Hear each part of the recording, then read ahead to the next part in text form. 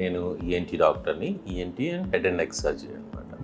ఈరోజు ఒక చిన్న విషయం మనం మాట్లాడుకుందాం, స్నోరింగ్ గురించి. జనరల్గా ఇది కామన్గా చూస్తుంటాం చిన్నపిల్లల్లో కానీ పెద్దవాళ్ళల్లో కానీ గురక రావడం అనేది. గురక రావడాన్ని చాలామంది చాలా తేలిగ్గా తీసుకుంటారు, ఎందుకంటే మనిషి చాలా అలసిపోయి వచ్చారు, టైర్డ్నెస్ తోటి పడుకున్నారు అన్న ఉద్దేశంతో. కానీ ఈ గురక అనే